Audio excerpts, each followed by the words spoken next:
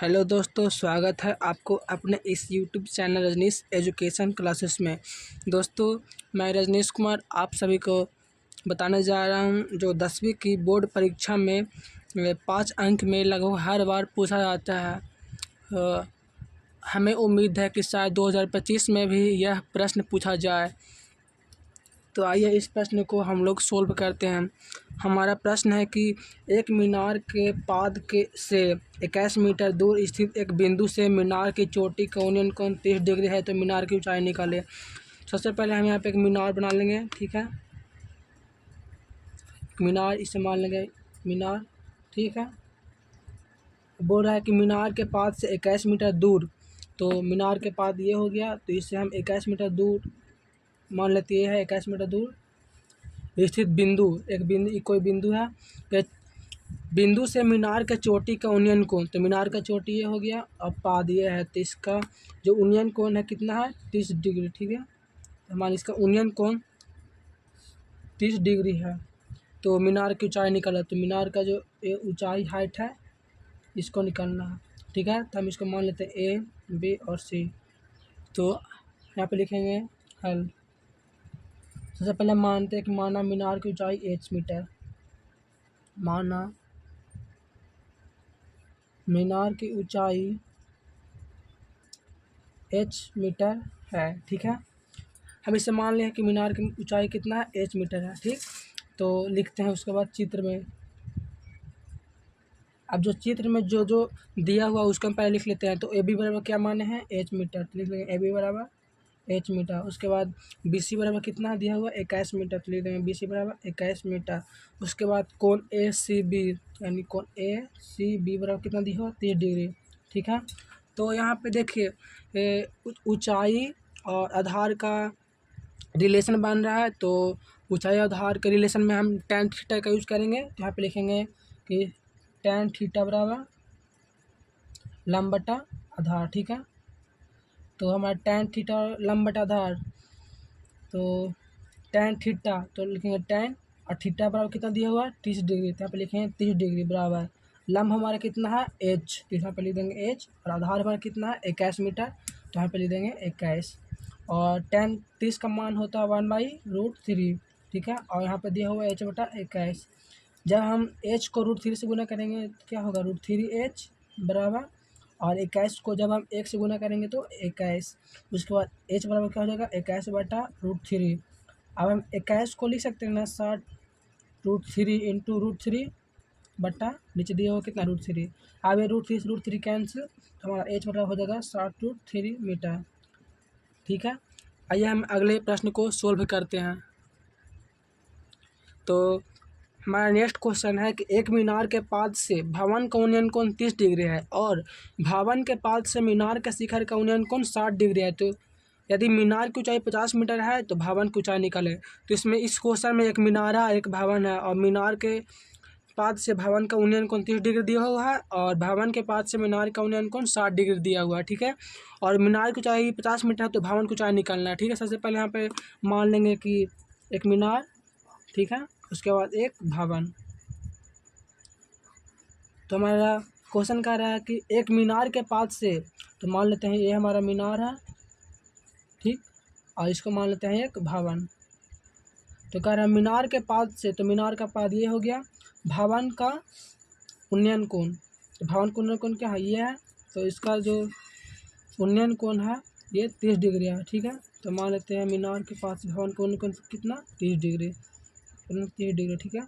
उसके बाद कह रहा है भवन के पाद से, तो अब भवन के पाद यहाँ हो गया, इससे मीनार के शिखर का उन्नयन कोण, तो मीनार का शिखर कहाँ यहाँ है, इसका जो उन्नयन कोण है कितना डिग्री 60 डिग्री, ठीक है। इसको लिख देंगे 60 डिग्री। और इस क्वेश्चन में दिया हुआ है कि मीनार की ऊंचाई कितना दिया हुआ 50 मीटर, तो मीनार की ऊंचाई कितना 50 मीटर लिख लेंगे है। तो भवन की ऊंचाई यानी भवन की ऊंचाई कितना हो गया ये, इसको निकालना है, इसको मान लेंगे हम x, ठीक। और यहाँ पर नामकरण कर देते हैं ए बी सी डी।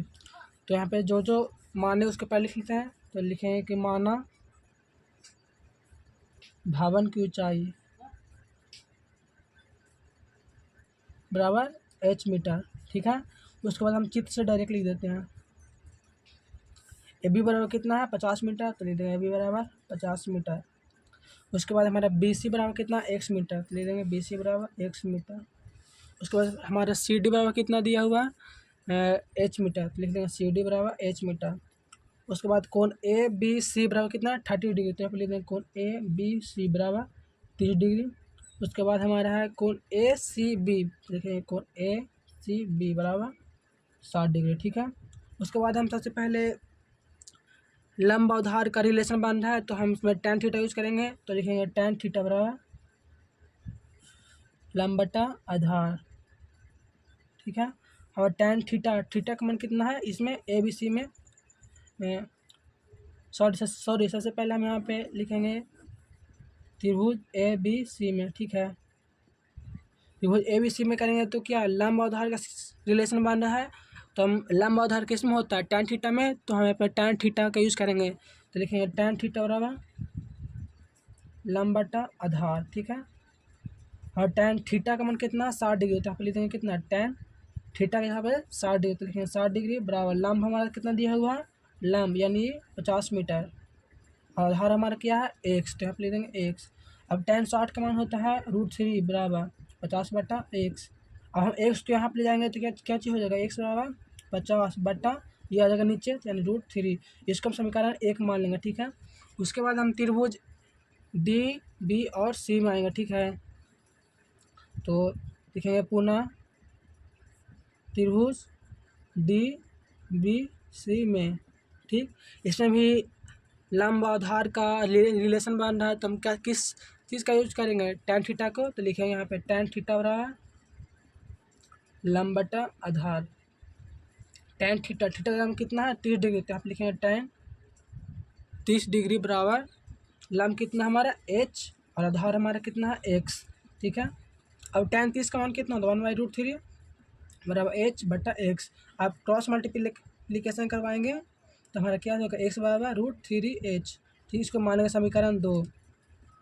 अब यहाँ पे क्या करेंगे समीकरण 1 और 2 को बराबर करेंगे, तो क्या लिखेंगे समीकरण 1 और 2 से,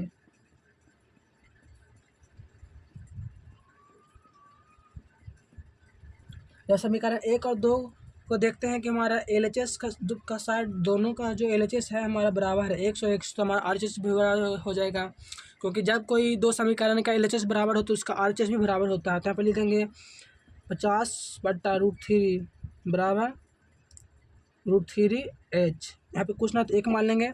अब जब हम √3h को गुना करेंगे √3 से क्या हो जाएगा √3 इंटू √3 बराबर 3h बराबर ये 50 को गुना करेंगे जब 1 से तो क्या हो जाएगा हमारा 50, इसीलिए हमारा h बराबर कितना आ जाएगा 50 बटा √3, 50 बटा 3 आएगा, ठीक है। तो अब इसको लिख सकते हैं 16.2/3, 16×3 और 2 50/3 मीटर। h बराबर हमारा आगे कितना 16.2/3 मीटर। तो हमारा भावांक कुछ आज कितना है तो लिखेंगे अतः भावन की ऊंचाई बराबर 16.2/3 मीटर। तो दोस्तों अगर हमारा वीडियो आपको पसंद आया हो कृपया से लाइक और शेयर ज़रूर करें और हमारे चैनल को भी सब्सक्राइब ज़रूर करें। तो दोस्तों मिलते हैं अगले वीडियो में। तो जय हिंद, जय भारत।